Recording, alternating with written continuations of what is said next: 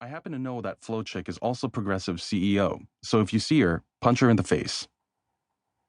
And with that, two things happened. Progressive was obliged to pay the Fisher family, and Flo virtually disappeared from view, a billion-dollar investment forced, at least temporarily, into hiding, like a fugitive or a snitch. That backlash was the direct and inevitable result of fabricating a brand image that did not square with reality. In today's world, reality will always catch up, and when it does, if the public feels hoodwinked, the damage will be irreparable.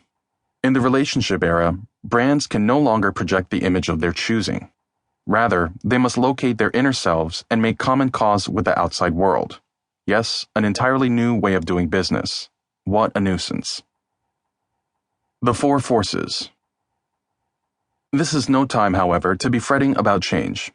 For one thing, like detours at construction sites, this shift is a temporary inconvenience for a permanent improvement.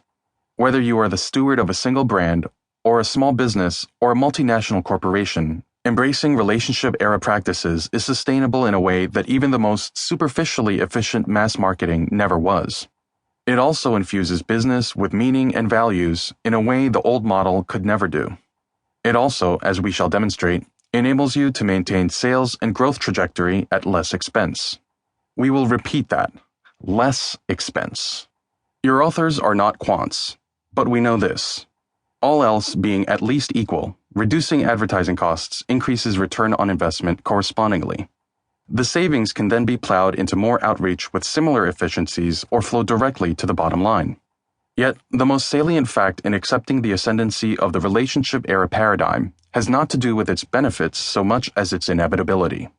The universe has made that decision for you.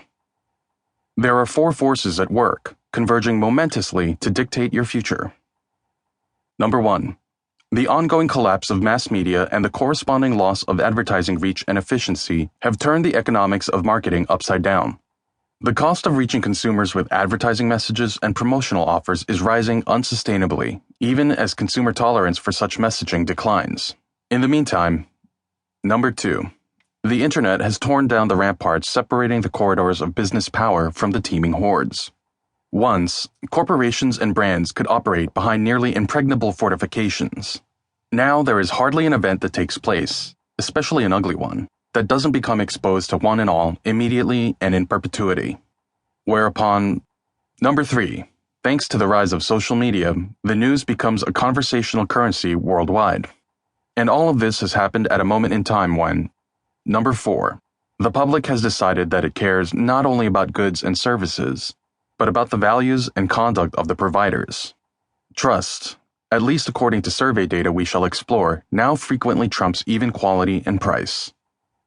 In short, these four forces, the collapse of mass, the increase of transparency, the rise of social connectivity, and the primacy of trust, have converged to push us towards the relationship era.